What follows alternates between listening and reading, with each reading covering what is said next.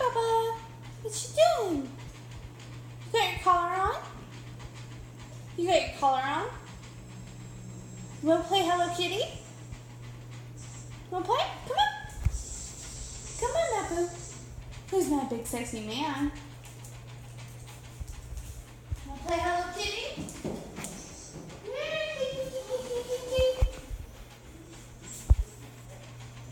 Here, kitty. Okay, so as you can tell, Napu here, our big sexy man, has a Cujo collar on.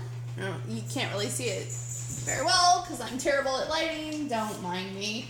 Anyway, he is our most well-behaved dog in the whole house. He is a rescue, and we adore him, and he is very well assimilated to the family, but he likes to play Hello Kitty. He doesn't chase the cat. He doesn't growl at the cat. He's been very, very good. However, we have 5 cats in this house, and him, who has never lived with cats before. So, I have this remote in my hand that he is terribly afraid of, and the yellow is a sound. And okay, come here, baby. See, he's afraid of it. And that's enough for me. So the manual says that you're supposed to test with the yellow light. The Cujo collar is a shock collar, by the way. That's what it's advertised as, or as a training collar. Anyway, so this yellow button here is which you can't see it very well, courtesy of the LED. But let's see if I can focus in on it a little bit more. There you go. It's a sound. And in the manual, it says you're supposed to test the collar with that sound. Okay, I have found with him and our very young pit bull that the sound alone is enough. Like, if I ask her to come inside and she does not answer, it's usually because another dog is annoying her. So I just push this, and like you saw him do, obviously he's not here anymore, they respond, right? And so the blue one, let's see if I can get it to focus in on that. Nope, not even a little bit, not even at all. Oh, there we go. Okay, so you can kind of see it right there. That is vibrate.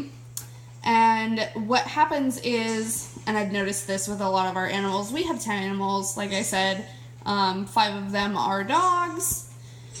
So we have every age range from 13 to 6 weeks old.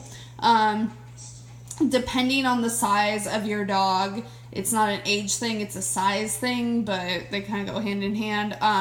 Vibrate may or may not work. Like, I obviously have this up to 11 at this point because it's attached to Napu, who is a very big dog. Not a Mastiff, but still a big dog. So vibrate does not work for him, we have found. When he plays Hello Kitty, he investigates the cat, and we have World War III in our house. So vibrate does not work for him. However, for Daisy, our 10-week-old pit bull puppy, it works very well. So when I ask her to come inside, I beep her once with the Cujo collar, and it works. And then for whatever reason, I have a 3-year-old who likes to feed her. I use vibrate, she goes away. And obviously the 3-year-old is dealt with accordingly. I don't have a collar on him, don't worry. But regardless, anyway, for the more difficult situations, you use vibrate. With Napu, he is, and you have to be very careful with this. We are a foster house, and we're very, very strict on how we handle our shocking, but you can't tell by the picture, Napu is almost 200 pounds. He's a big boy, okay, and unfortunately, we are from Washington State, where bobcats like to play with domestic cats. So, we have a bobcat cat. He's half bobcat, half domestic cat. Anyway, he likes to play Hello Kitty with the dog, and both of them don't know how to quit. So when I need my pit bull to let go of his lockjaw, I use, and that is very rare, I'm talking, I have used it on him twice. I use this red button, which I feel is horrible. and I feel really guilty afterwards, but sometimes it is the only way to make your animal let go, and you need to understand that. So this red button right here is for the shock. Now, before you go pushing it all willy-nilly, you need to understand something that is incredibly serious to me. So I just pushed the minus button. Okay, for Napu, I have it at 11. He's 200 plus pounds. I think the last time we weighed him, he was 201. So we're not pushing much past 200. When we first got him, he was 160. So for our puppy, we have it at like 7. Right? And I have never pushed shock on Daisy, ever. I refuse to. She's a baby. She needs to understand. So we push the sound button. And if it gets really serious with her, we push vibrate. I don't ever push shock on her. The only reason it's up as high as it is because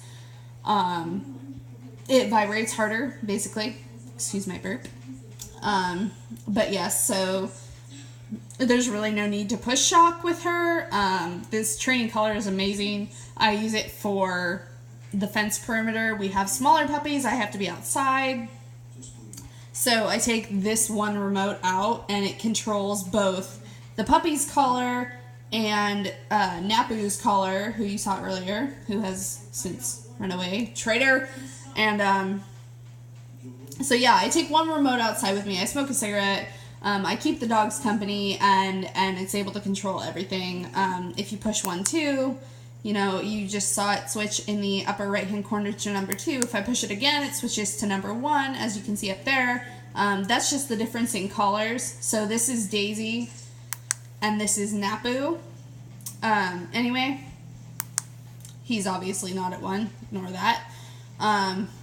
So I have Daisy's remote in my hand. Just ignore me. But, so I have Daisy at number 7. All I ever do is sound her and vibrate her. I don't care what the manual says, sound is enough.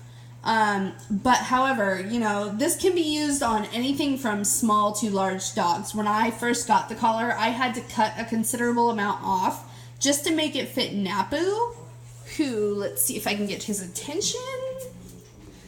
Yeah, okay, as you can see, is a very big dog. My big boy. My sweet boy. Let's see if I can get his focus. Come on, focus. Anyway, he's not small. So, I use this remote for everything from him to our 8-week-old pit bull, 10-week-old now. Anyway, it varies, which is wonderful because the vibration can get harder as you go. So I have it at 7 right now. I'm going to bump it up to 11, which is what I use for Napu, our bigger dog, who takes up the whole fucking couch.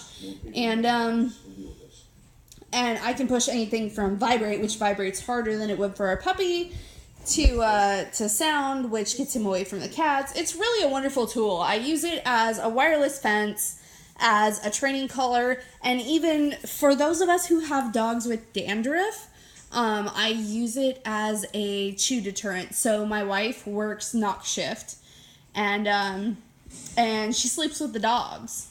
Like, kind of a pain in the butt during the day when the dog is chewing on himself, which he's about to do, and you want to be able to sleep. So we just push the sound button, and they immediately stop chewing. Like, as you can see, Napu is not chewing right now. When we were sitting in the hallway, I actually pushed the sound button, and he has yet to chew. It's really handy. It's really easy to use. You don't ever have to use shock with the Cujo control. We have got them to stop chewing on their dandruff. We have got them to stop chasing the cats. They don't break out of the fence anymore, which thankfully we're getting replaced. Like, it doesn't matter what you're using it for. There's no reason to use shock because the Cujo control is so diverse. You're able to bump it up and down. You're able to make a sound which the manual inaccurately describes, but realistically, the sound is enough. If it gets really serious, we shock. Or we don't shock, obviously. We vibrate. And I will even yell that at them at times. Like, I will vibrate you. It's enough. It is enough. I don't use shock. I don't ever have to use shock. It is the benefit of all this, and I greatly encourage you to get one of these. Like, I've had previous shock collars, and all I had was vibrate and shock. And vibrate didn't work. It wasn't high enough. You know, it didn't go up to 11. It just stayed at 5 or something like that. And then shock went up to 11. No, this is not the same. You need to get yourself a cujocontrol. You need to get yourself a Napu dog. And that is exactly what we have gotten ourselves with the cujocontrol. And I can't wait to use it on our later puppies. Woo!